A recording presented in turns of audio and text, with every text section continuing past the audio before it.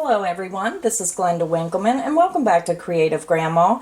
It's Stitch of the Week time and I have a beautiful Tunisian double twist stitch here for our Stitch of the Week, and this pattern is number 226.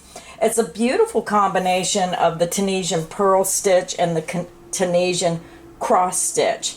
So if you look at the picture on the video, the first sample I have to show you is one done in Red Heart Super Saver, and it's done in the color number 316 soft white.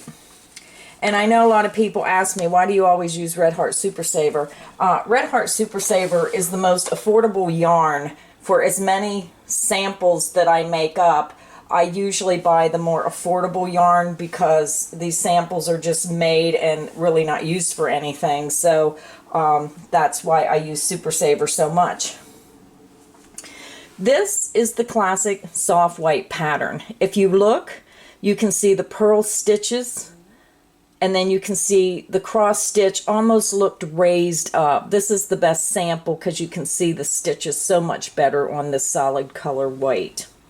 My second sample is this one, and this is made using a variegated yarn. Now it's a little harder to see the cables. You can see them.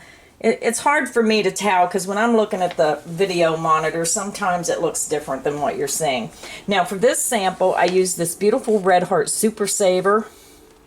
This color comes in the jumbo skein, and it's Icelandic, and it's number 3952. Now this is a beautiful yarn if you want to make a little boy Afghan. That's really pretty. Now I do have to say this is not the softest of yarn, but if the child is a little older, I wouldn't recommend this for a newborn. I think a more older child it would be okay, but it's not, like I said, the softest of yarn. Now my third sample, I have to admit, I started it and I threw it down and I thought, I do not like that. I don't like how this pattern looks when you change colors. And then I thought, what the heck, I'm going to go ahead and work it up and see, once I get a little more done, if I like it. So let me put that down. And this, I'm not sure. Once I started it working it up, it really did create its own uniqueness. It just had a real unique look where the purl stitches intertwine the colors and they're like seem all mixed up, but then the cross stitch are solid as they go up. So just a kind of really unique look. I guess it's just up to the person making it, but this is what I'm saying. When you buy yarn and you're looking at a pattern and you're figuring it out in your head, sometimes what you picture isn't what you get. So I did not think I would get this pattern when I changed colors, so it kind of threw me off a little bit. It created this uniqueness. Now, me personally, I always love the look of the classic white. This, to me, I just love how it just has a beautiful look and texture, and it shows it off more with the solid color. But again, this did create a nice unique pattern, so it's all on what you like. Now this sample was made using the Red Heart Super Saver in color number 316 soft white, and then I used Red Heart Super Saver in the color Grape Fizz number 3931. So that created this pattern, and this pattern I change colors every row. And the nice thing is, if you do like this pattern and you want to change colors every row, when you change your color at the end of the row, you don't have to fasten off. You just carry that other color right up the side of your work, and then you just pick up the new color when you come back. Because this pattern, if you've never done Tunisian crochet, you work the first half of the row over, and then you take all your loops off and come back. So row 2 starts right above the start of row 1. So that's how you can just run your thread up, and it just works nicely up the edge. So that's a nice way of doing it. You just have your two skeins there at the same time and just carry that thread up the back. For these samples, I did use a unique hook size. I used a size L 11 US size, which is an 8mm. That's a little bit larger than the regular Afghan hooks. Now these are really hard to find. I mean, I've been going into the craft stores, I'd say in about 100-mile radius of my house in all directions, trying to find Afghan hooks because I wanted to do a giveaway. And of course, I can't find them anywhere. I mean, the craft stores in my area just are not stocking the longer 14-inch Afghan hooks. So my suggestion to you is, if you want to make this stitch for a scarf, something that's only like 25 stitches wide, you can buy the regular crochet hook. And what I do, and I didn't think of this because it's just come off the top of my head, if you buy a regular size L11 crochet hook, they're about 8 inches long, you can get 20-25 stitches. What I usually do when I run into a problem is I'll take a regular crochet hook, I'll wrap rubber bands around the end, several rubber bands, to create like a end to my hook so those stitches won't come off, and I'll just use a regular hook if it's for something narrow that you can do. So that's just a suggestion if you can find the smaller hook. Now if you want to make an Afghan, then you're probably going to have to get online and buy these hooks. These I purchased from Annie's Attic, and then they discontinued them, and I love these hooks. I just wish I had like 10 of each one. I just love the larger hooks. It creates a beautiful just a nice texture, not a real heavy close, but just a nice feeling texture to your stitches. So now you can use a size 10.5K for your sample. So if you do have the size 10.5K hook, go ahead and use that to make your sample. You can even make this with lightweight yarn and a smaller hook. You do not have to use worsted weight yarn. That is just what I chose for the video. So to make our sample, we're going to need to chain 22. So get your yarn, get your hook, get your chain 22 made, and I'll be right back and show you step by step how to do this beautiful stitch. For my sample, I am using Red Heart Super Saver in the color 774 Light Raspberry. It's a gorgeous medium color pink, just wonderful color. I have my chain 22 ready. So if you've never crocheted before, you just made your chain, and each one of these loops are your chain. We're going to skip this first chain, and you're going to insert your hook into the second chain from hook. This is a very easy row to do. You're going to put your yarn over your hook, and you're going to pull it through that chain. You're going to keep all your loops on your hook as you work across the row. So the one important thing to remember when working the Tunisian stitch is whatever you started with, if you started with a chain 22, you should have 22 loops on your hook. If you start and you want to make an Afghan and you have 150 loops on your hook, when you get to the end of your first half of row 1, when you get clear to the end before you take your loops off, you should have 150 loops on your hook. So whatever your beginning chain is how many loops you should have on your hook. So insert your hook into the next chain, yarn over the hook, and pull it through the chain. And you're going to repeat this across. You're going to go into the next chain, yarn over the hook, and pull it through, keeping all loops on your hook. Insert your hook into the next chain, yarn over the hook, and pull it through that chain. Insert your hook into the next chain, yarn over the hook, and pull it through the chain. I'll show you one more time, and then you can continue across to the last chain. Insert your hook into that next chain, yarn over the hook, and pull it through that chain. You will be keeping all loops on your hook.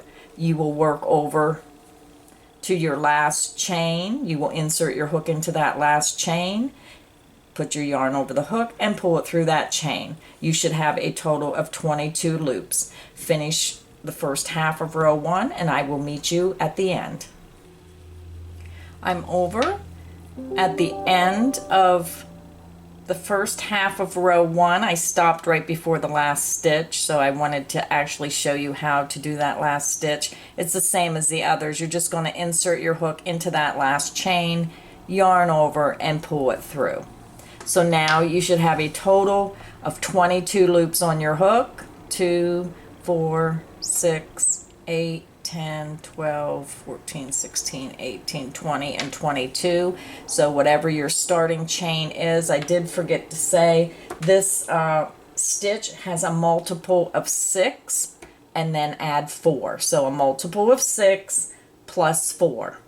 So to finish row 1, this is the second half. So you're going to put the yarn over the hook and you're going to pull through 1 loop only. That is your edge stitch.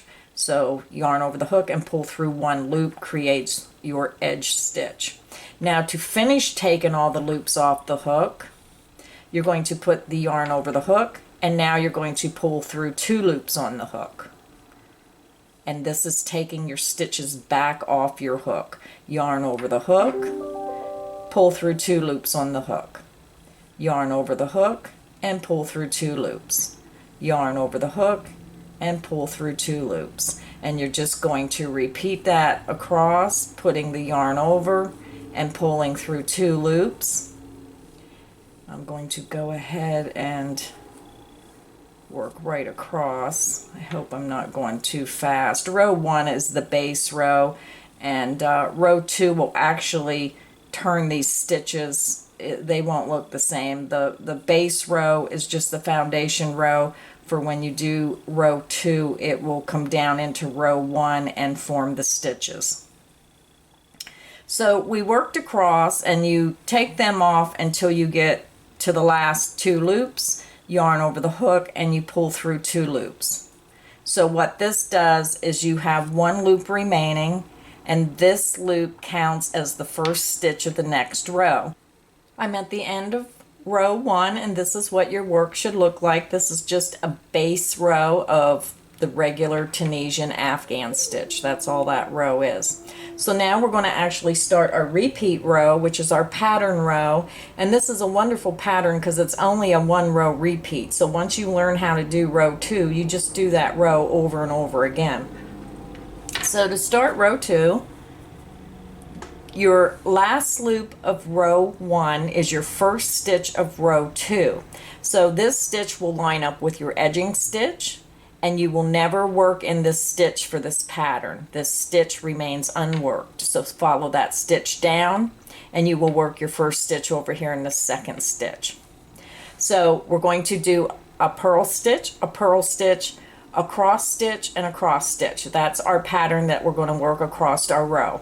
So to do the purl stitch, you're going to put your yarn from the front to the back across the top of the hook. You're going to insert it into that next vertical stitch just under the stitch. You're going to take your yarn and you're going to bring it back down from the back to the front, and you're going to put it right at the base of your hook in that stitch, right, well, not in the stitch, but you're just going to bring the yarn down in front of that stitch but at the base of your hook, and you're going to take it from front to the back of your hook. Then you're going to take your yarn and bring it back around to the front of your hook, and you're going to pull it through the stitch. So you just made your first purl stitch. Now you might get a little intimidated by this stitch, but once you do this stitch several times, you'll be whipping right through this. It's just, if you've never done it before, when I first learned, I got a little frustrated with it because I was trying to learn it from a book. And when you're reading all that stuff, it just sometimes just does not make sense. So let me walk you through it step by step. Do not get intimidated. Take your time, and we'll get through it, and you'll love this pattern. You'll love this stitch. and you'll pat yourself on the back because this is a beautiful pattern if you master it, and it is quite easy once you get the hang of doing this purl stitch. Okay, so the next purl stitch, you bring that yarn to the front of your hook and then put it to the back. I'm trying to do this as slow as I can so you can see. So you experienced crocheters, I'm sorry I'm going slow, but a lot of people have never done this stitch before. So you can just go ahead and work ahead if you want. So your yarn is from the front to the back over your hook. You're going to insert it into that next vertical stitch. Then you're going to bring that yarn back down to the front of your hook, right at the base of your hook in front of that stitch, and you're going to take it from front to back behind the hook. Then you're going to take the yarn and you're going to bring it back over from back to front across the top of that hook. Once you do that, you're just going to pull it through one loop only on your hook. You just made your second purl stitch. So now we're going to work 2 cross stitch across the next 4 stitches. Each cross stitch requires 2 vertical stitches. So it'll be a total of 4 stitches we're working in.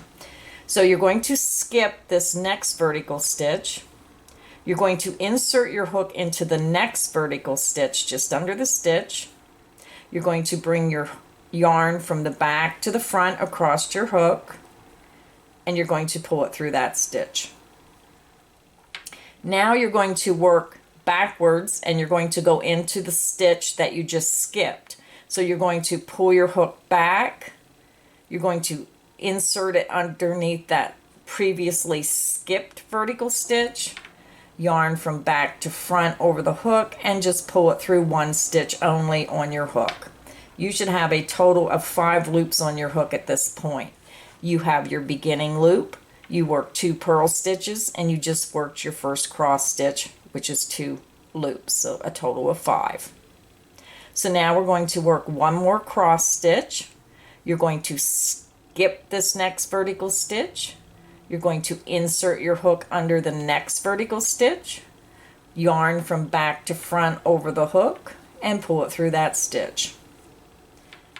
You're going to work backwards into that previously skipped vertical stitch. So you're going to pull that hook back, you're going to insert it into that previously skipped vertical stitch, yarn from the back to the front across the top of your hook, and pull it through 1 loop only. Now you have 2, 4, 6, 7 loops on your hook, and this creates the repeat across the row. So now we're going to go ahead and repeat the 2 purls and the 2 cross stitches. Like I said, take your time, go slow. Once you do several rows of the stitch, you're just going to love it. I just absolutely love the stitch pattern. Okay, so our first purl, yarn, bring it from the back to the front in front of that hook and across the top of your hook. So your yarn is now going from front to back across the top of the hook. You're going to insert it into that next vertical stitch. You're going to drop that yarn back down in front of your work to the base of your hook, and then from front to back underneath the hook, so the yarn's in the back. Then you're going to bring that yarn back across from back to front across the top of your hook, and you're just going to pull it through 1 loop only on your hook. You just made your first purl stitch of your second repeat. We need 1 more purl stitch. Yarn from the back, bring it underneath the hook, and then from front to back across the top of your hook. Insert your hook into that next vertical stitch. Take your yarn from the back to the front again, right into the front of the work, in front of that stitch you're working on. Drop the yarn underneath your hook and to the back. Bring the yarn from the back to the front across the top of your hook, and pull it through 1 loop only on your hook. You just made your second purl stitch. Now we need to work 2 cross stitches. You're going to skip the next vertical stitch, insert your hook into the next vertical stitch, yarn from back to front across the top of your hook, and pull it through 1 loop only. You're going to work backwards into the previously skipped stitch. So you're going to pull that hook back. You're going to insert it underneath that vertical stitch that you skipped, yarn from the back to the front across the top of your hook, and pull it through 1 loop only. So you just made your first crossed stitch. Now we need to make 1 more. So you're going to skip this next vertical stitch. You're going to insert your hook into that next stitch, yarn from back to front over the hook, and pull it through that stitch. You're going to come back and work in your previously skipped stitch. So pull that hook back, insert it into that previously skipped stitch, yarn from back to front across the top of the hook, and pull it through 1 loop only. So now we have our beginning loop, our 2 purl. You have a cross stitch, a cross stitch. You have 2 purl, a cross stitch, and a cross stitch. So you just repeated the repeat 2 times.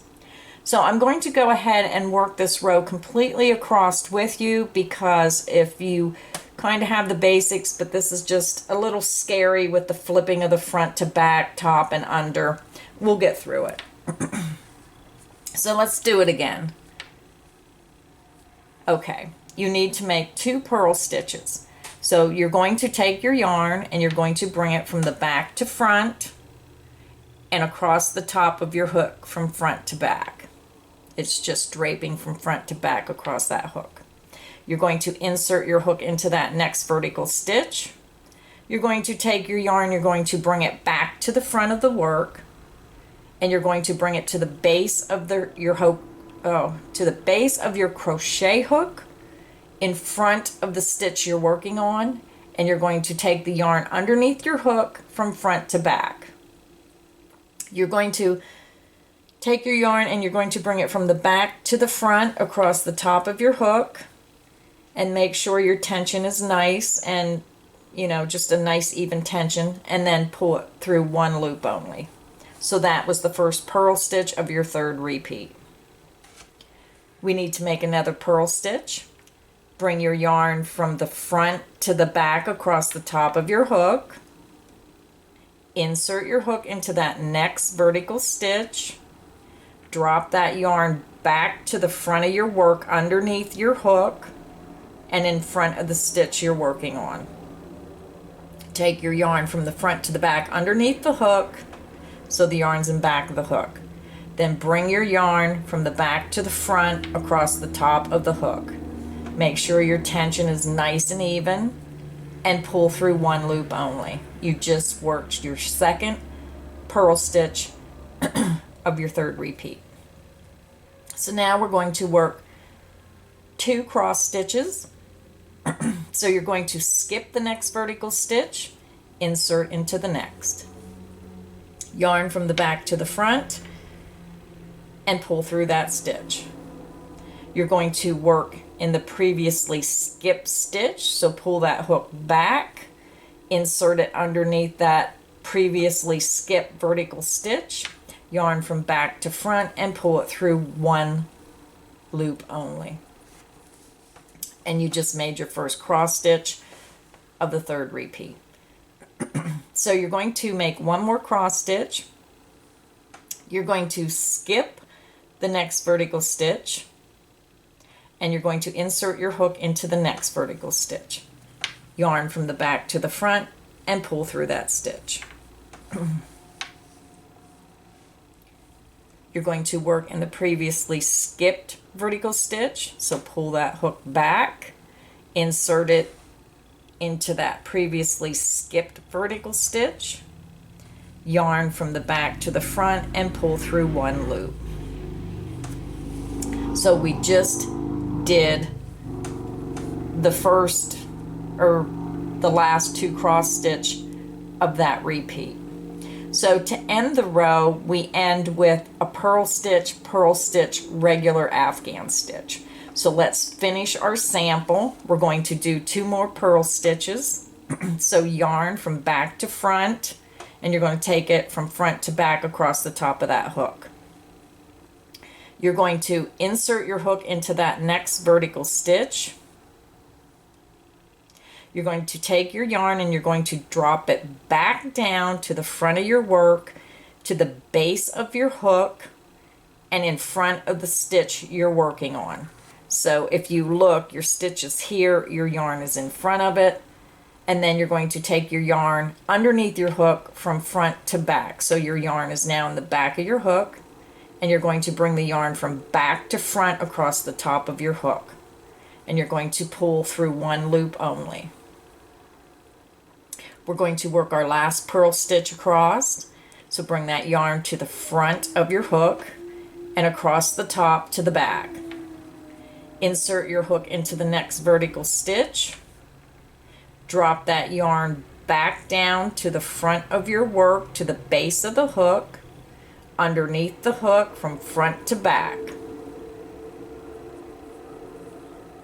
You're going to bring your yarn from the back to front over the top of that hook. Make sure your tension is nice and even, not too loose, not too tight, and pull through 1 loop on the hook. So we just done row 2 and we're over to our last vertical stitch. Now sometimes when you're working the Afghan stitch, there's 2 ways to end a row. For this particular pattern, you have to go in just 1 loop only, and that's the top vertical stitch. You're just going to go through that one. Now some patterns will tell you to go through both loops. If you do that, then your work is going to slant, because what happens is when you're doing, when you go through both loops, what happens is it eventually, when you get so many rows up, it's shorter, just a hair shorter, but your work, there, I have a hair or a thread there that's annoying me. Okay. So when you do that, it'll get real tight on this side, and then your right side will be higher, and it'll start deforming your work. So for this particular pattern, when you get to this end stitch, only go under 1, just the one strand, or you're going to have trouble with your sides of your work. So just go under the 1 strand, yarn over the hook from back to front, and pull through that loop. So now if you count your loops, you should have 22, 2, 4, 6, 8, 10, 12, 14, 16, 18, 20, and 22. You always have the same amount of loops on your hook when you get to the end of that row that you had in your starting chain. So to take off row 2 is basically the same as taking it off for row 1. This is how you'll take it off for all remaining rows. It's the same for the second half. You put the yarn over the hook from back to front and pull through 1 loop only. So for your edging stitch, you only go through 1 loop. So to take the rest of the loops off your hook, you're going to put the yarn over your hook from back to front and pull through 2 loops. Yarn from back to front over your hook and pull through 2 loops. Yarn over the hook and pull through 2 loops. Yarn over the hook and pull through 2 loops. And you just continue that across. Let me go ahead and work across with you. If I'm going too fast, just pause the video and you can meet me at the end.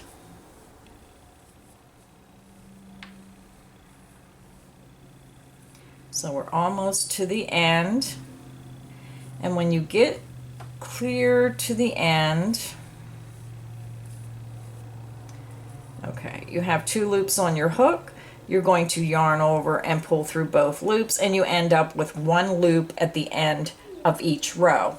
And when you get to the end of each row, that loop will be your first stitch of the next row, and it should line up with this. And for this pattern, you never work in this stitch. You're always going over here to the second stitch. So row 2 is your repeat row, and if you look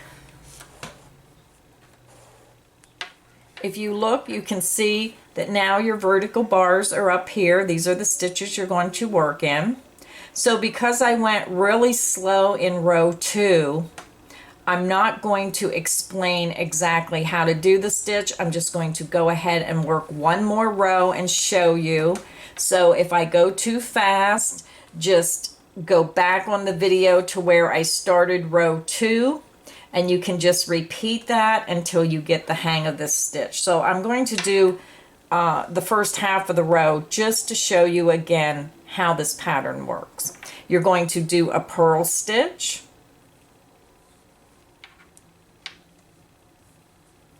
you're going to do a purl stitch,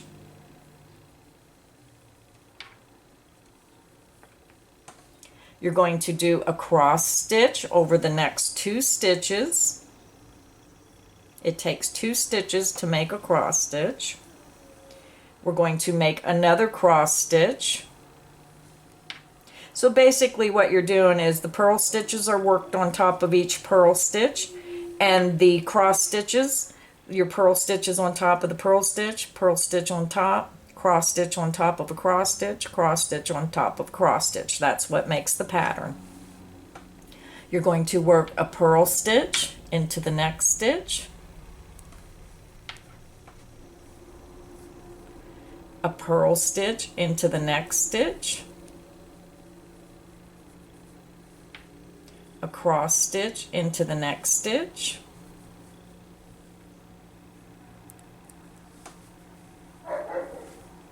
a cross stitch into the next stitch,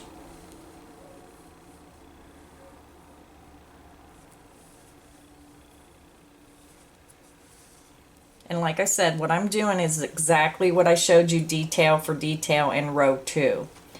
Okay, so now we need the purl stitch in the next stitch, a purl stitch into the next stitch, a cross stitch. You'll be working into the next 2 stitches, so you skip that first stitch and then you work your cross stitch and come back into that skip stitch. You're going to work another cross stitch,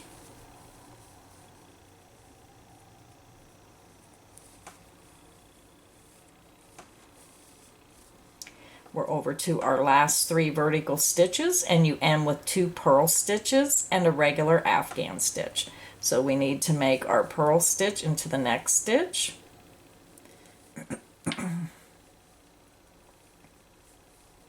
a purl stitch into the next stitch,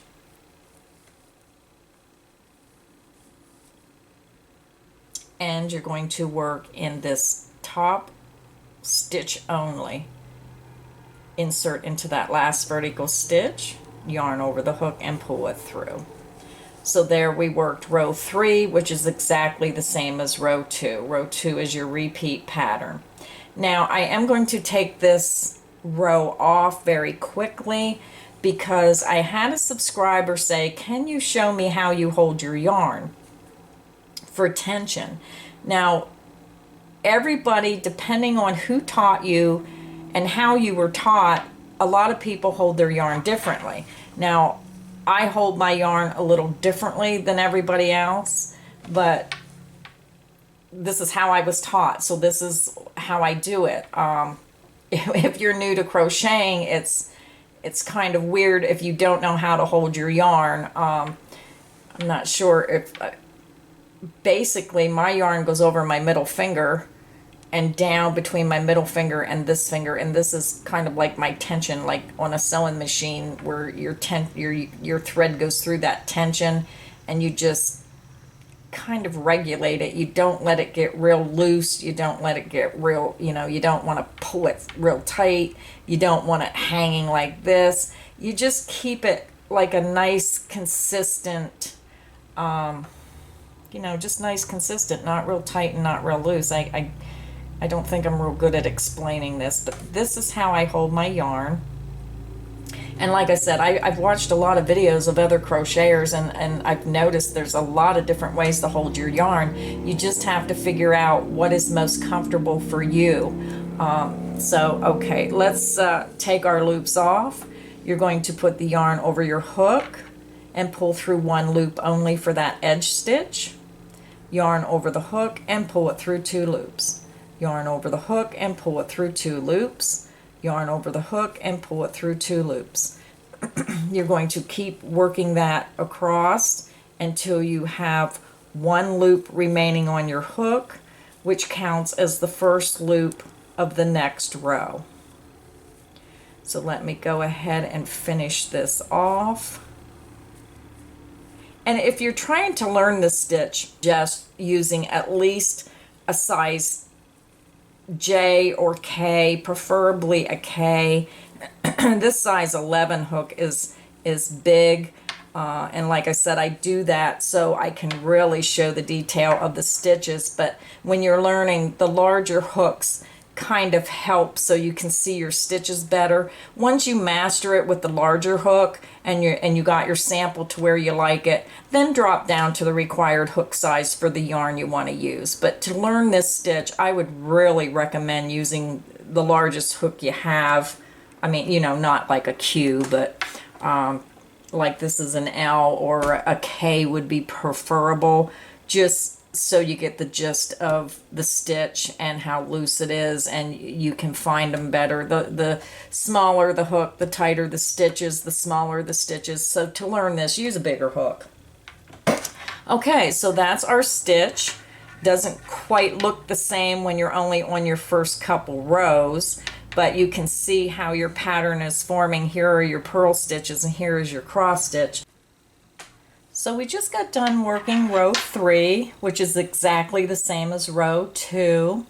So I do want to show you how to finish off your work. If you get this piece to whatever size you want, or if you're making an afghan, a scarf, whatever, when you get to the point where you say, okay, this is finished, your last row will look like this, where all your stitches will be going straight up and down. So we want those stitches to match your pattern. So what we're going to do is, you already know at this point how to do the purl stitch and the cross stitch. So what you're going to do is you're going to work your stitch, but instead of going through and to the point where you're going through that stitch and going through that 1 loop, you're just going to put your stitches through all loops on the hook. So I'm going to go ahead and start making my purl stitch. So now I'm at the point where you would usually just go through this first stitch, and then you made your purl stitch. So when you get to the last portion of your stitch where you're ready to go through your stitch, you're just going to go through all loops on hook. And then this stitch here is your first stitch across. It's going to pull down a little bit, but eventually it'll go over, and that's your first stitch when you do your border. So I'm going to go ahead and get ready, and I'm doing my next purl stitch. And I'm just getting ready to pull through that loop on my hook. So instead of just pulling through the stitch, you pull through all loops on your hook. And this is binding off your work. So now you have a cross stitch. So you're just going to work it like you're doing a regular cross stitch. You're getting ready to pull your yarn through the stitch. So instead of pulling that and keeping your loop on the hook, you're pulling through all loops on hook. You're going to come back into the front of that cross stitch, just like you're making the stitch. You're going to pull through that stitch, but you're going to pull through all loops on your hook. And you're just, whoops, what did I do there? I split my yarn. Let's see if I can get that. Okay. Now we have another cross stitch to do. So you skip your first half of that cross stitch. You're going to work it. Instead of pulling through the stitch, you pull through all loops on the hook. You come back, you go into the first part of that cross stitch, yarn over the hook. Instead of pulling through just that 1 loop, you pull through all loops. And that is how you bind off your work. So you continue doing it in that manner across. You go into your purl stitches and your cross stitch, work them just like you're working the stitch, but go through all loops on the hook instead of the just 1. And I'll meet you at the end of the row to show you how to finish your work. Okay, I'm binding off my work, and you will have little, I guess, humps, little rises here. Let me just, this pink yarn's a little bit thicker than the other yarn, so it shows up a little more. But on this white sample, you can see how it does raise up. You can correct this when you do your border. You can even that out by whatever border you choose on there. So I'm over at the last vertical stitch of my work when I'm binding off. So you're going to do the same thing. You're just going to go under this one strand of yarn here, the last vertical stitch under one strand, yarn over the hook, and pull it through all loops on the hook. And then you're just going to fasten off your work, weave in your ends, and that is how you bind off your work. So let me show you my samples again. This is the one where I changed colors. I started with white and I changed colors every other row. This is the sample made using the variegated yarn. It's a little harder to see the pattern, but you can see it raised up a little bit here. This one, it doesn't show up so much in here. And then of course the white where you can really see the stitches. And again, I just think this is a beautiful stitch, wonderful for baby Afghans, any Afghans. It's just a wonderful stitch. I hope you enjoyed this episode of Stitch of the Week of the Tunisian double twist stitch pattern. So please like, comment, and subscribe to my channel. And thank you for stopping by. Happy crocheting, everyone.